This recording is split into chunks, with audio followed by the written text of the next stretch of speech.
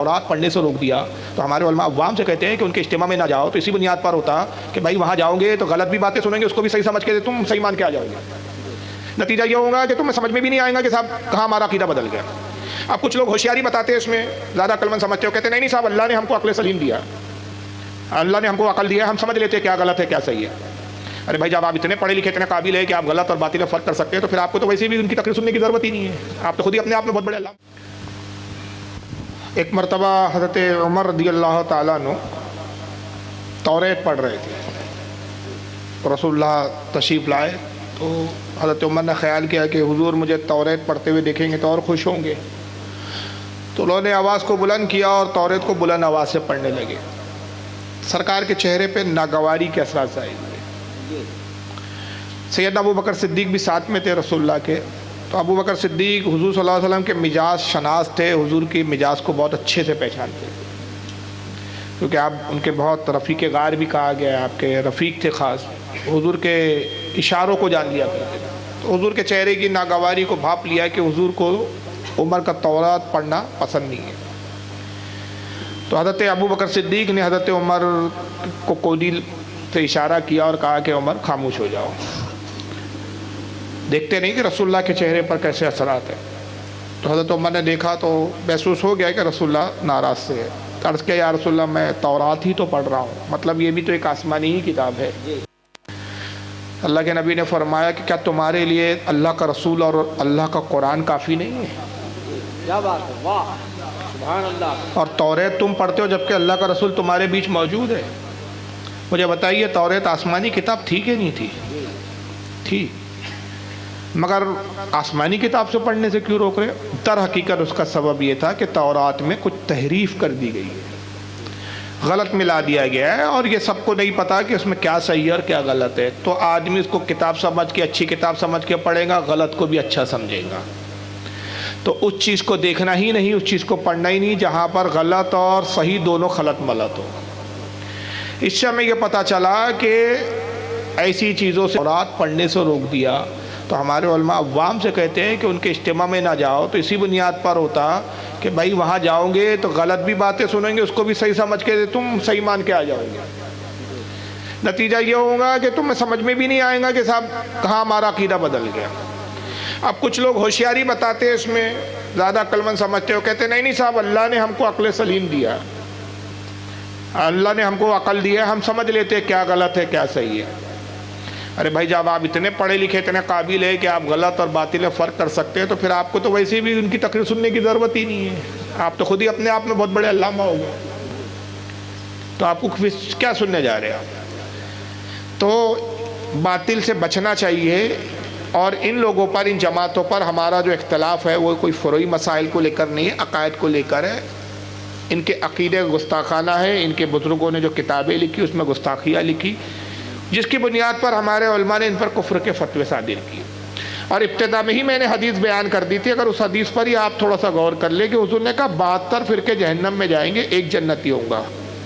आप अपने आप को जन्नती मानते हैं कि जहन्नमी मानते हैं? जन्नती मानते हैं ना, तो फिर जहन्नमियों के इज्तिमा में जाके क्या कर रहे हैं आप? वाह क्या बात है, सुभान अल्लाह, क्या बात है, माशाअल्लाह। हमारे यहाँ किस चीज़ की कमी है? क्या उलमा नहीं है हमारे यहाँ? किताबें नहीं है हमारे यहाँ? बहुत माशाअल्लाह माशाअल्लाह। आपको दीन ही जानना है तो अपने उलमा से जानिए, सुभान अल्लाह माशाअल्लाह। अपने उलमा की किताबें पढ़िए, हर ज़माने में किताबें, और इस ज़माने में तो इतनी आसानी है, किताब जो आपको ना खरीद सके ना मिल सके आपके यहाँ तो PDF में किताबें अवेलेबल है। अपने उलमा की किताबें आप डाउनलोड कीजिए, उसको पढ़िए। हमें ज़रूरत क्या है? याद रखिए बातिल की सोहबत भी जो है ना वो अज़ाब का सबब बनती है। हदीस पाक में आता है, इमाम गज़ाली ने इसको लिखा और भी उलमा ने लिखा कि हज़रत मूसा अलैहिस्सलाम के बाद जो पैगंबर बनाकर मबूस किए गए कौम बनी इसराइल में, उनका नाम है हज़रत शमून अलैहिस्सलाम। क्या नाम है? शमून। और उनके बाद फिर एक और नबी आया हज़रत शमून के बाद, हज़रत यूशा इब्न नून, पूरा नाम ये है।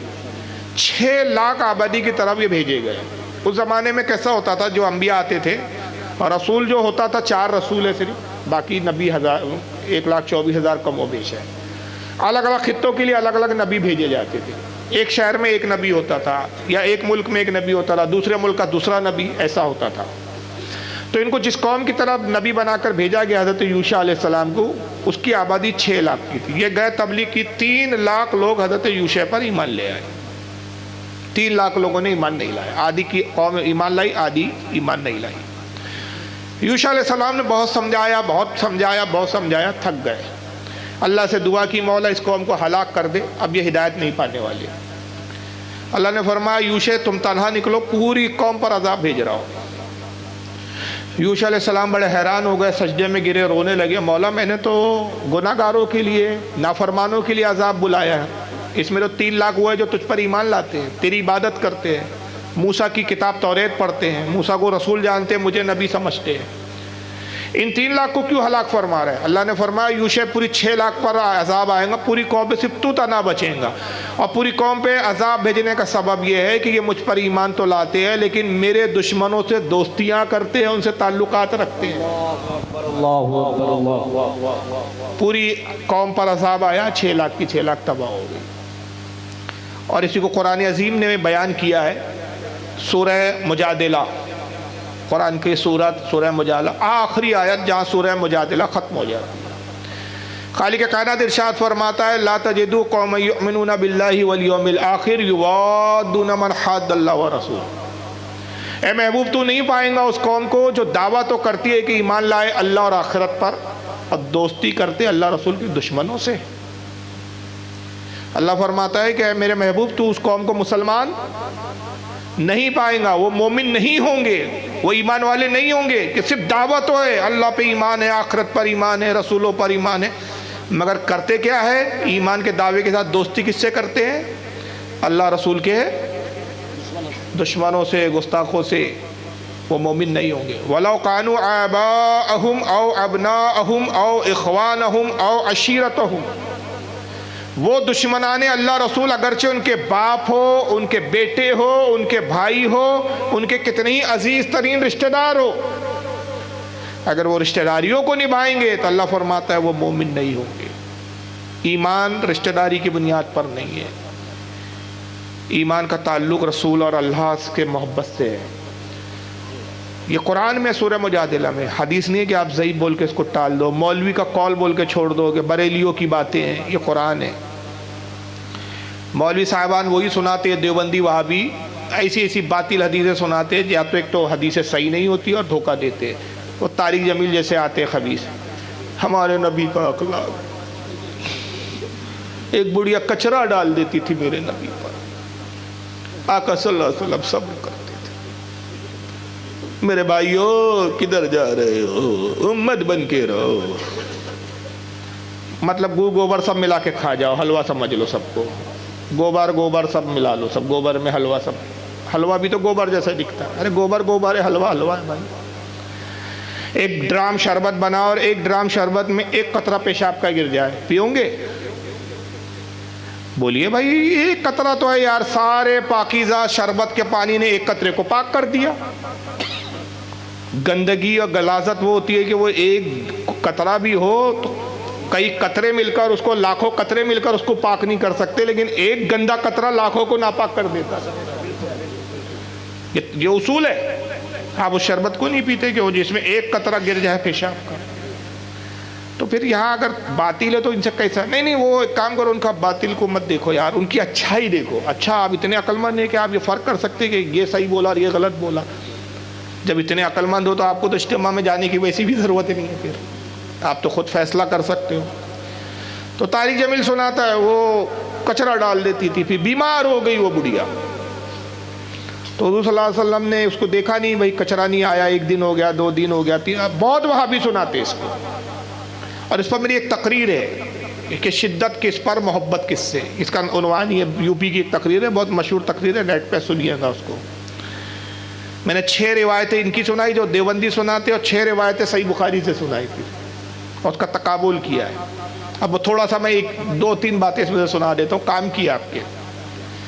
حضور نے پوچھا کہ وہ بڑھیا نظر نہیں آ رہی جو کچرا ڈالتی تھی؟ صحابہ نے عرض کہ یا رسول اللہ بیمار ہے۔ حضور گئے، پھر بڑھیا سے کی عیادت کی، کہا ضعیفہ کوئی کام ہو تو بتا دو، کوئی دوا وغیرہ لانا ہو تو بتا دو۔ بڑھیا بڑی اخلاق سے متاثر ہوئی، سرکار کے ایمان لے آیا، دیکھا میرے نبی کے محبت۔ गज़वे ओहद में नबी को पत्थर मारे गए, दंदा ने मुबारक शहीद हो गया। फरिश्ता आया, या रसूलल्लाह अभी अजाब नाजिल करता हूँ। मेरे आका ने कहा नहीं, मैंने इनको माफ़ किया। ताइफ के बाजार में मेरे आका गए, पत्थर मारे गए, इतना खून बहा, इतना लहू निकला कि आपकी नालैन खून से भर गई। फरिश्ता हाजिर हुआ, या रसूलल्लाह इजाज़त दीजिए, दो पहाड़ों के दरमियान ये ताइफ की आबादी आबाद है, पहाड़ों को मिलाऊंगा, पीस के रख दूंगा। रसूल ने कहा मैंने माफ़ किया। मेरे आका तो दुश्मनों को माफ़ कर देते, तुम एक दूसरे को सलाम नहीं करते हो। हाय हाय बेटे रे, मक्कार आज़म। सबसे पहली बात, वो बुढ़िया वाली रिवायत किस किताब में कोई माइका लाल मुझे दिखाए? छोटी मन घड़त रिवायत। क्या है वो रिवायत? गढ़ी गई है, इसका सर है ना पैर है। ओहद वाली रिवायत सही है, ताइफ वाली रिवायत सही है। तीन रिवायत सुना दी, मगर ये भी तो सुनाओ तारिक जमील साहब। बुखारी में इमाम बुखारी ने 8 जगह इस रिवायत को लिखा है। किताबुल वुज़ू में लाया, किताबुल सलाम में लाया, किताबुल तौहीद में लाया, किताबुल मलाहिम में लाया।